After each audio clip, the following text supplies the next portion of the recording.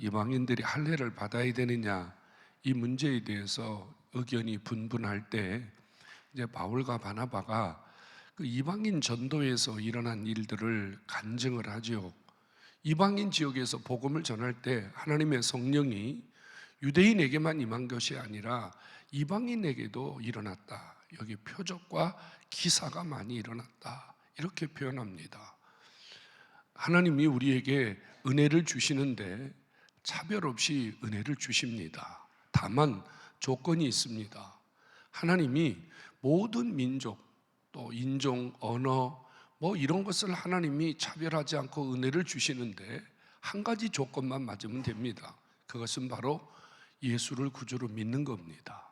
주님을 믿기만 하면 주님은 모든 사람들에게 차별 없이 구원의 은혜도 주시고 또 필요한 은혜들, 육적인 은혜, 또 삶의 은혜, 또 치유의 은혜, 이런 것을 골고루 하나님이 허락해 주십니다.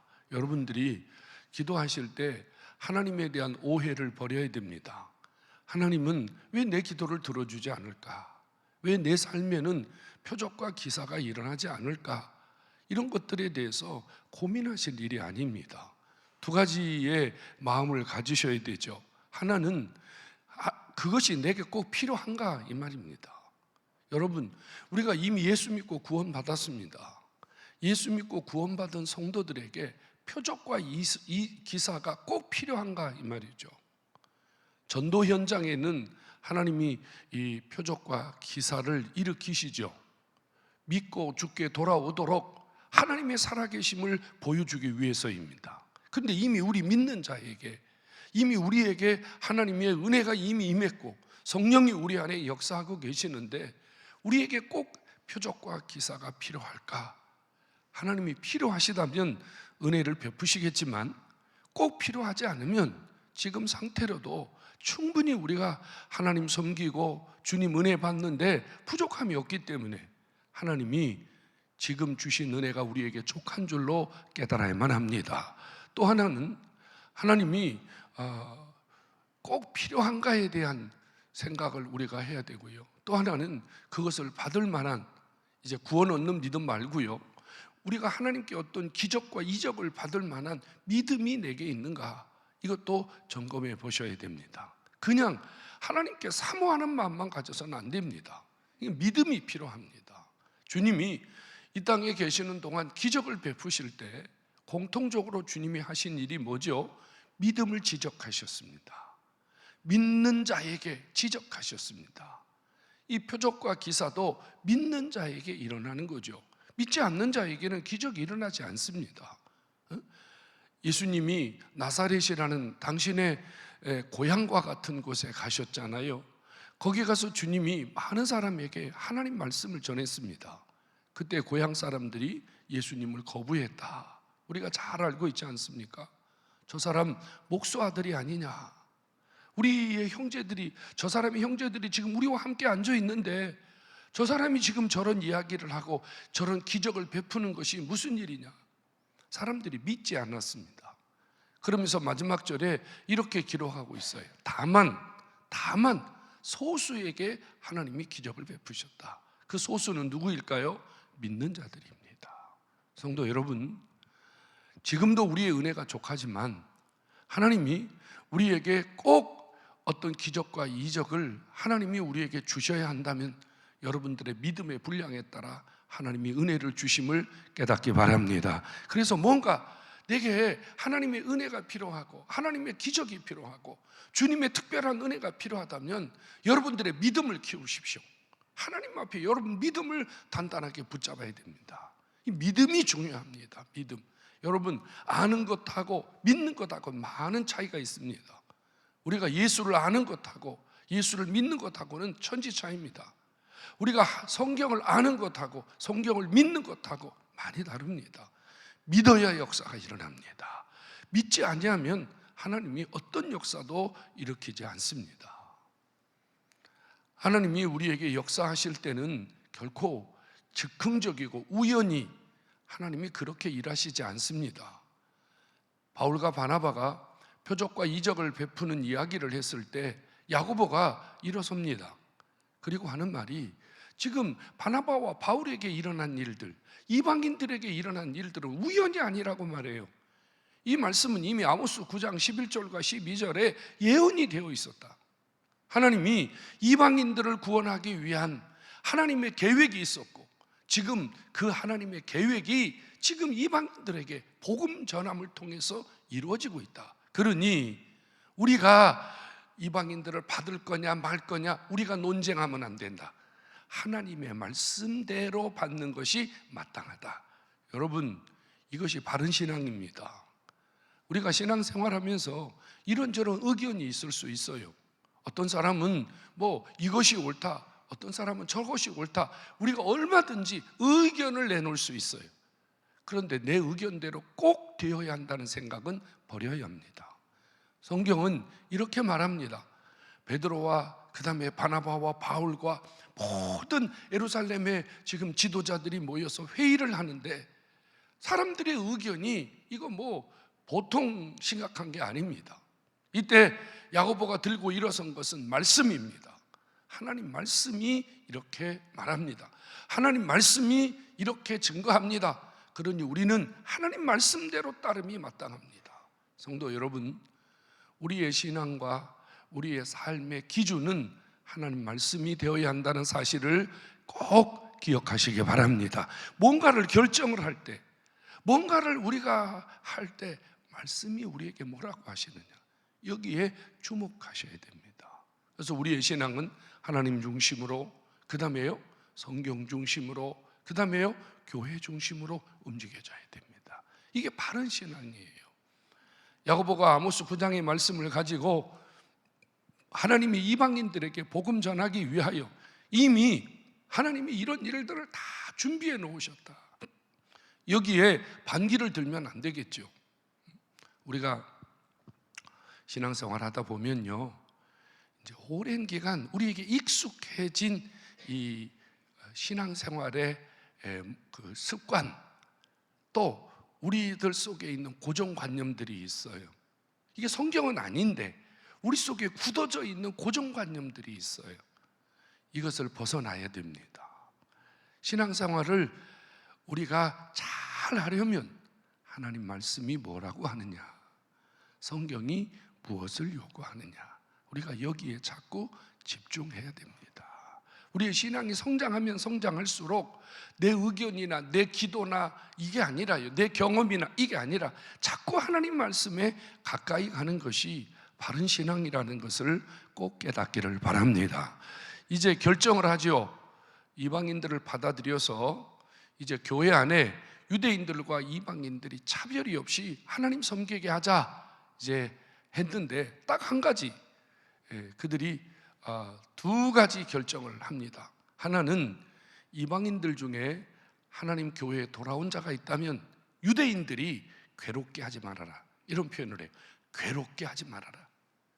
괴롭힌다는 게 뭐겠어요? 성도와 성도 사이에 괴롭힌다는 게 뭘겠어요? 교회는 유대인이 뭘 갖고 있어요? 기득권을 갖고 있어요. 유대인들이 우리에게 이런 기득권을 갖고 있어요. 그러니까 지금 기득권을 가진 유대인들이 이방인들을 받을 거냐 받지 말 거냐 지금 논쟁하잖아요. 우리가 이왕에 이방인들을 받을 바에는 괴롭게 하지 말라. 기존 성도들이 새로운 성도들에 대해서 기득권을 주장하지 마라, 괴롭히지 마라, 이런 표현을 하고 있습니다. 요즘 교회 안에도 이런 일이 일어난다는 사실을 우리는 알고 있습니다. 그죠? 교회에 먼저 정착해서 교회에서 신앙생활하는 이 기존 신자들이 새로운 성도들에 대해서 괴롭혀요. 기득권을 가지고 행한다 그 말이죠. 그래서 일하는 걸 방해하고, 또 자신들의 영역을 지키려고 하고, 또 자기들끼리 이 그룹을 만들어서 이런 걸 합니다. 여러분, 교회는 그렇게 하면 망합니다. 교회는 성도들을 괴롭히면 안 됩니다. 이 괴롭히다는 단어가요, 요즘 학교 폭력에서 아이들 왕따시키고 아이들에게 못된 짓을 하는 것을 의미합니다. 똑같은 단어입니다. 이렇게 누군가를 향해서 못된 말을 하고 그 다음에 이 자기들과 함께하지 못하도록 행동으로 불편함을 주는 것을 의미하죠. 오늘 아침에 우리가 기도하면서 교회가 바로 세워져 가는데 먼저 예수 믿는 우리들이 혹 나중에 교회를 섬기는 성도들에게 이런 괴롭힘이라는 단어, 기득권이라는 단어들이 교회 안에서 돌아다니지 않도록 저와 여러분들이 그들을 맞이하고 그들과 함께 신앙생활을 잘할 수 있는 그런 교회 운동할 수 있도록 우리가 함께 노력해야 됩니다. 마지막 하나는 이렇게 말하죠. 이방인들이 이제 엉망진창으로 살았잖아요. 그래도 유대인들은 하나님을 섬기면서 절제된 삶을 살았어요. 구별된 삶을 살았단 말이에요. 그런데 이방인들은 지 멋대로 살다가 교회에 옵니다. 그러니 이건 틀림없이 유대인들과 충돌이 일어난단 말이에요. 유대인들 아시잖아요. 무엇을 먹고 무엇을 안 먹고 무엇을 지키고 이런 것이 철저하게 유대인들의 사고에 있단 말이에요. 그래서 조금이라도 이방인들과 유대인들 사이에 이 불편함을 제하기 위해서 몇 가지 원칙을 세웁니다. 몇 가지 원칙. 여기 보면요, 음행하지 마라, 목매어 죽은 거 먹지 마라, 그 다음에 피를 멀리하지 마라, 피를 멀리하라, 그 다음에 더러운 짓 하지 마라. 딱 정해놨어요. 몇 가지 원칙을 정해놨어요. 여러분, 이것을 지킨다고 해서, 이것을 지키지 않는다고 해서 우리가 천국 가고 지옥 가는 거 아닙니다. 그렇잖아요, 여러분.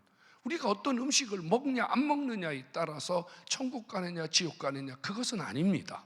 하지만 중요한 것은 그리스도인으로서 해야 할 바른 생활이 필요하다는 겁니다. 그리스도인으로 세상 사람들과 다른 삶을 살아야 한다는 거죠. 그래서 유대인들과 이방인들이 함께 신앙생활하면서 같이 더불어 이 삶을 정화해 나가는, 삶을 같이 하나님 앞에 성결해 나가는 이런 교회 운동이 시작이 된 것입니다. 이로부터 이제 많은 교회들이 이것을 표준으로 이제 이방인들과 유대인들이 함께 신앙생활하면서요, 신앙의 원칙을 갖습니다. 여러분, 우리도 신앙의 원칙이 있습니다. 우리가 예수 믿잖아요. 우리가 교회 안에서 신앙생활하면서 그리스도인들에게도 원칙이 있어요. 먹어야 할 거, 먹지 말아야 할 거, 해야 할 거, 하지 말아야 할 거, 우리에게도 원칙이 있습니다. 우리가 예수 믿으면서 제사 지내면 됩니까? 우리가 예수 믿으면서 우상을 같이 섬기면 됩니까? 우리가 예수 믿어서 술 마시고 담배 피고 세상 사람들과 똑같이 향락을 즐기고 그러면 됩니까? 우리 그럴 수 없습니다. 그렇다면 그리스도인의 삶은 무너져 버리는 겁니다. 성도 여러분, 오늘 아침에 우리가 하나님 앞에 성결된, 구별된 그리스도인다운 삶을 살아갈 수 있는 이런 표시, 하나님이 기준을 우리에게 주었단 말입니다.